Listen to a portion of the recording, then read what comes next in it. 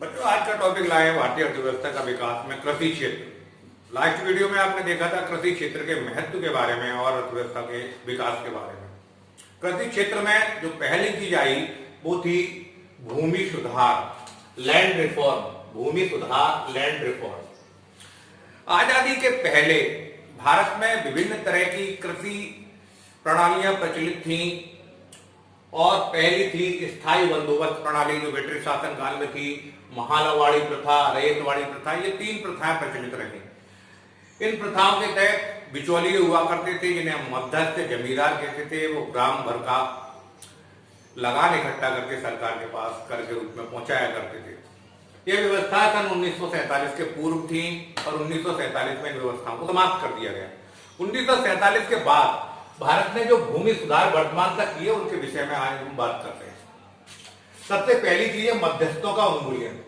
यानी भारत में आजादी के पहले जो जमींदार, बिचौलिए, किसान और सरकार के बीच में थे उनको हटाने के लिए कानून बनाया गया और इसके लिए 1948 में सरकार द्वारा कानून पारित किया गया सन 1948 में। और कानून के तहत सभी बिचौलिए जमींदारों को हटा दिया गया।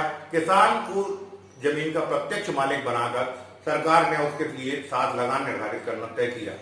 ये एक बहुत बड़ा सुधार था जो भारतीय कृषि के लिए जरूरी था। दूसरा, काश्तकारी सुधार किए गए। काश्तकारी सुधार में जो सरकार ने काम किया, देखा कि किसानों की भूमि कई जगह बटी हुई है। किसी के 2 बीघा जमीन यहाँ है, 4 बीघा दूसरी जगह बगल में किसी दूसरे की जमीन है, तो उसकी सारी जमीन को, यदि वो मान लीजिए 10 बीघा है, 12 बीघा, सबको इकट्ठा करके उसको एक जगह दिया जाना तय किया गया। इसको हम चकबंदी भी कहते हैं, यानी उसका पूरी जमीन का एक चक बना देना, इसे हम चकबंदी कहते हैं। यह सुधार भारत में प्रारंभ किया गया। यदि हम देखें तो केरल, पंजाब, पश्चिम बंगाल आदि राज्यों में यह सुधार बहुत सफल भी रहा। लेकिन कई मध्य प्रदेश, उत्तर प्रदेश में भी चल रहा है, लेकिन यहां पर उतनी से सफलता प्राप्त नहीं हो पाई। तीसरी चीज देखते हैं भूमि हदबंदी कानून।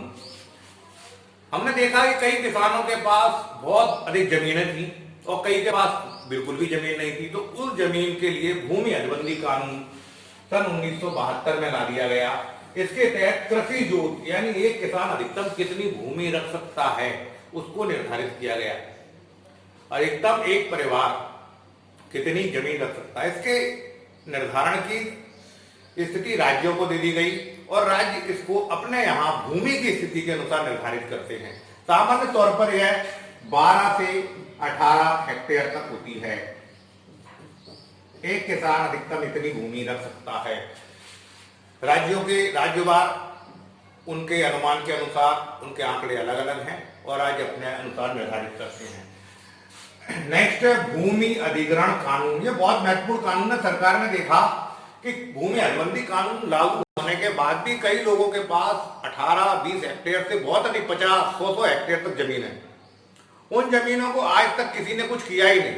तो सन 2013 में, हाल ही में सन 2013 में सरकार द्वारा अगस्त सन 2013 में भूमि अधिग्रहण कानून लागू किया गया और इस भूमि अधिग्रहण कानून के तहत उनकी जो अतिरिक्त जमीनें हैं, जो कृषि जोत के सरकार द्वारा निर्धारित आकार से अधिक है, उनसे वापस लेने की प्रक्रिया शुरू की गई। वर्तमान में यह प्रक्रिया कई राज्यों में चल रही है, भूमि का मापन करके, और उसको उनकी सीमा से अधिक भूमि को सरकार अधिग्रहित कर रही है और उन परिवार या उन किसानों को दे रही है जो के पास बिल्कुल भी जमीन नहीं है और जो दूसरे की जमीन पर खेती करके अपना जीवन यापन कर रहे हैं।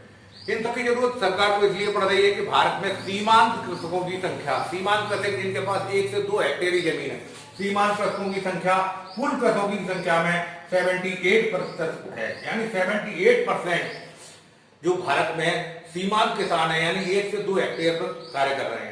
तो इन किसानों की स्थिति को सुधारने के लिए ये कानून लाया गया सन 2013 में, वर्तमान में कार्य कर रहा है। तो आपका पहला टॉपिक कृषि विकास में जो था वो भूमि सुधार था। दूसरे टॉपिक पर नेक्स्ट वीडियो में बात करेंगे। Thank you.